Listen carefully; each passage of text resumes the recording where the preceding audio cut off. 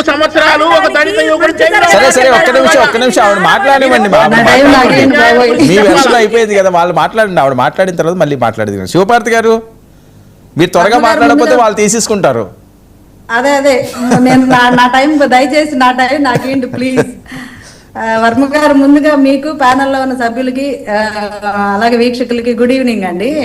First నేను మాట్లాడేటప్పుడు కృష్ణాంజనేయులు గారు మాట్లాడిన ఒక మాట నేనైతే ఖండిస్తాను. పవన్ కళ్యాణ్ గారు సమర్థించుకున్నారన్నారు. వెరీ క్లియర్ గా పవన్ కళ్యాణ్ గారు సభలో చెప్పారు, పంతో నానాజీ గారి మాటలు మేము సమర్థించట్లేదు, కానీ వైసీపీ మారకపోతే మాకు ఒక నానాజీ లాంటి వ్యక్తి మాకు ఉన్నారు, మాకు నోర్లు ఉంటాయి, కానీ నేను ఆ మాటలు సమర్థించట్లేదు, అలాంటి వాటికి వెళ్ళకుండానే సభాముఖంగా అందరికీ పిలుపునివ్వడం జరిగింది. దాన్ని సమర్థించడం అనరు. ఈ రోజు కూడా మా పార్టీ హ్యాండిల్లో వెరీ క్లియర్ గా భాషని నోరుని అదుపులో పెట్టుకోండి, మన ప్రాథమిక హక్కుల్ని పొందడమే కాదు వాటిని రక్షించాల్సిన బాధ్యత, సమాజం విచ్ఛిన్నం అవ్వకుండా మాట్లాడాల్సిన బాధ్యత కూడా మనందరి మీద ఉంది. కొంచెం జాగ్రత్తగా మనం పాటిద్దామని ఈ రోజు కూడా మా పార్టీ పేజ్ నుంచి వెరీ క్లియర్ గా అందరికి పార్టీ శ్రేణులందరికీ మా ఆదేశాలు ఇవ్వడం జరిగింది. ఎప్పుడు పవన్ కళ్యాణ్ గారు ఈవెన్ మేము మాట్లాడినా కూడా మా స్పోక్స్ పర్సన్స్ మీటింగ్ లో వెరీ క్లియర్ గా ఆయన సమర్థిస్తున్నారంటున్నారు. నేను ఒప్పుకోనండి, నా నాయకుడు సమర్థించడు, నా నాయకుడు గొప్పోడు కాబట్టి నేను నా నాయకుడి గురించి చెప్పుకోవాల్సింది. ఇంకొకటి ఇది ఇందాక పుణ్యశీల గారు మాట్లాడుతున్నారు, వంశీ గారు చాలా బాగా నీట్ గా చెప్పారు. బాగున్నప్పుడు ఇది మాట్లాడి తర్వాత బాగాలేనప్పుడు విలువల గురించి మాట్లాడు. నిజంగా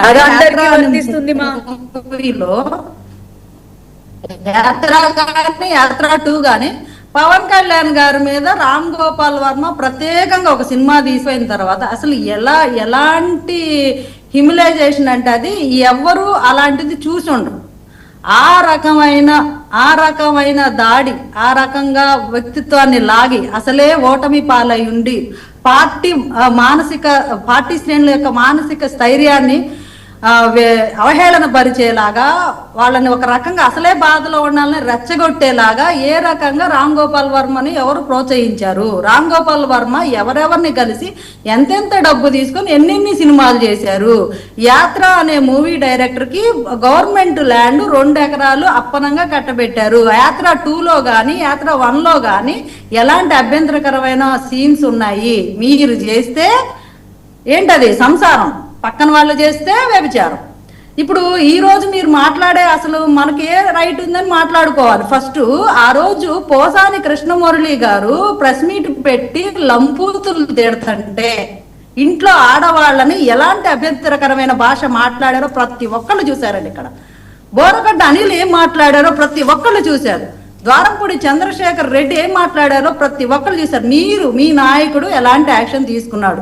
అట్లీస్ట్ ఒక స్టేట్మెంట్ కూడా ఇలా మాట్లాడటం తప్పు అని మేము చూసారు. ఇప్పటికీ స్టిల్ వెయిట్ చేస్తున్నాం. We are waiting. మీ నాయకుడు ఏమన్నా చెప్తాడేమో అలాంటి మాటలు. మా నాయకులు 100 సార్లు చెప్పున్నారు, ఇప్పటికీ పదే చెప్పున్నారు అది తప్పని. కానీ మీ నాయకుడి నోటి వెంట నుంచి ఒక సింగిల్ వర్డ్ వినలా మేము ఇంతవరకు.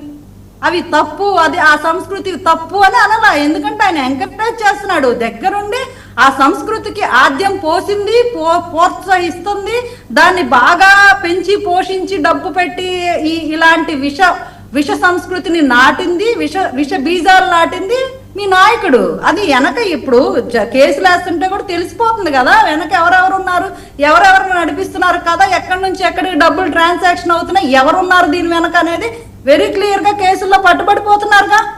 అది మేం చెప్పక్కర్లా, ప్రజలే చెప్తున్నారు ఇది ఖచ్చితంగా జగన్మోహన్ రెడ్డి పని, అసలు ఏదైనా జరగని ఇది ఆ పని అని ప్రజలు చెప్తున్నారు. మీరు కావాలంటే వెళ్ళి క్రాస్ చెక్ చేసుకోండి, గ్రౌండ్ లోకి వెళ్ళి ఇలా జరుగుతుంది, ఎవరి వల్ల జరుగుతుంది అంటే. ఈ రోజు వీళ్ళు ఎంత సూక్తి ముక్తావాళ్ళు చెప్పినా ప్రజలు నమ్మే పరిస్థితి లేదండి. ఎందుకంటే బహిరంగ వేదికలో జోగి రమేష్ గారు పవన్ కళ్యాణ్ గారిని పిచ్చి కుక్క అని గట్టిగా అరుస్తూ ఇలాంటి పదాలు వాడుతున్నా వీళ్ళ నాయకుడి ముఖంలో చిరునవ్వు ఏ స్థాయిలో ఉందో అందరం చూసాం. అదొక్కటి చాలండి, ఇంకేమి ఎగ్జాంపుల్స్ ఏం అక్కర్లా. అసెంబ్లీలో ముఖ్యమంత్రి గారి ఇప్పుడు ప్రస్తుత ముఖ్యమంత్రి, అంతకుముందు మాజీ ముఖ్యమంత్రి గారి భార్యని ఏ రకంగా వాళ్ళు మాట్లాడుతుంటే వీళ్ళంతా ఒక వినోదం చూసినట్టు, ఒక సినిమా చూసినట్టు ఫీల్ అయ్యారో మరి ఆ రోజు ఈ పడిన వేదన, ఈ బాధ, ఇదంతా ఇంకా వచ్చే ఆ మీమ్స్ అతను ఎవరో చేసిన అసలు అది ఆఫ్టర్ ఆల్ సరే నాగార్జున యాదవ్ అరెస్ట్ మీద మీ అభిప్రాయం ఏంటి? సరే నాగార్జున యాదవ్ అరెస్ట్ మీద మీ అభిప్రాయం? అది ఖచ్చితంగా తప్పేనండి. ఎవరు చేసినా ఆ బాధ ఎవరికి ఇవ్వద్దు. ఎవరిని హ్యూమిలేట్ చేసేలాగా, ఎవరిని దిగజార్చేలాగా కథనాలు గాని, ఇలాంటి మీమ్స్ గాని, షార్ట్స్ గాని ఏవైనా చేయొద్దు. వ్యక్తిత్వ హననానికి పాల్పడితే మేమే ఖండిస్తాం దాన్ని. నేను నాగార్జున యాదవ్ అరెస్ట్ మీద అడుగుతున్నాను, మీరు ఏదో చెప్తున్నారు. నాగార్జున యాదవ్ అరెస్ట్ మీద నాగార్జున యాదవ్ అరెస్ట్ అది ఇందాక పుణ్యశీల గారు అంటున్నారు ఎప్పుడో చేసింది ఇప్పుడు తీసుకొచ్చి, ఎప్పుడు చేసినా తప్పే. అది ఈ రోజు ఎందుకు దాని వెనక ఎవరు ఉన్నారు? ఎవరు పనిగట్టుకొని వైరల్ చేసి అరెస్ట్ అయ్యేలా చేశారు? దీని వెనక దాని గురించి కూపి తీయండి మీరు అడగాలి గవర్నమెంట్ ని. ఎవరో మమ్మల్ని ప్లాన్ ప్రకారం మా వాళ్ళని అంతా అరెస్ట్ చేయడానికి ఇప్పుడు వైరల్ చేశారు ఉన్నపాలంగా, ఇప్పుడు కేసులు పెట్టేలా ఎవరు చేశారని మీ అనుమానం ఏంటి? సరే మీ అనుమానం ఏంటి? పోనీ ఇందులో మీరు మళ్ళీ కొత్త పాయింట్ తీసుకొస్తున్నారు, దాని మీద ఇన్వెస్టిగేషన్ చేయాలని.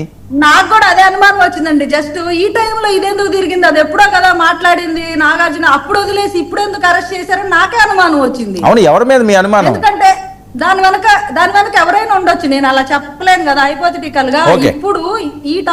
ఇప్పుడు నాగార్జున యాదవ్ ఎప్పుడు మాట్లాడినా తప్పే. అప్పుడే కేసులు వేసి వాయించాల్సింది వదిలేశారు. ఏదో ఒక క్షమాభిక్షలాగో అది ఎవరికి రీచ్ అయిందో అవ్వలేదో వదిలేశారు.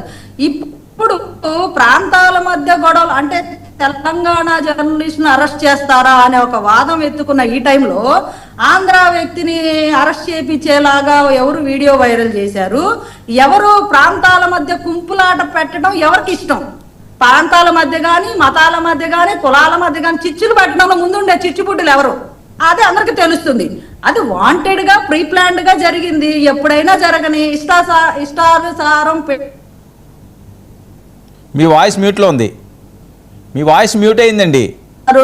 ఏపీ గవర్నమెంట్ ఖచ్చితంగా సోషల్ మీడియాలో టాస్క్ ఫోర్స్ తీసుకుంది. అలాగే టీజీ కూడా, తెలంగాణ గవర్నమెంట్ కూడా దీని మీద అలాంటి స్ట్రింజెంట్ యాక్షన్స్ ఉంటాయి. ముఖ్యమంత్రుల్ని, ఉప ముఖ్యమంత్రుల్ని ఇష్టానుసారం మాట్లాడతాము, అయినా మీరు బేర్ చేయాలంటే ఆ బేర్ చేసే పరిస్థితులకి స్వస్తి పలకాలని ప్రభుత్వాలు నిర్ణయం తీసుకున్నాయి. కాబట్టి ఈ సోషల్ ఎవరైతే ఉగ్రవాదులు, టెర్రరిస్టులు ఉన్నారో వీళ్ళని కంట్రోల్ చేయాల్సిన అవసరం ఉంది. కాబట్టి ఇలాంటి వీడియోస్ వైరల్ అయినా మాట్లాడిన వాళ్ళని, మాట్లాడించిన వాళ్ళని, దాన్ని వెనకున్న వాళ్ళని, ముందున్న వాళ్ళని అందరిని తోమడం అయితే ఖచ్చితంగా జరిగింది. ఇలాంటి యాక్షన్ తీసుకోవడం కూడా మాకు కావాలని మేము కోరుకున్నాం. ఓకే, కృష్ణాంజలి గారు. వర్మ గారు, ఇందాక పుణ్యేశ్వర్ గారు మాట్లాడారు కదా,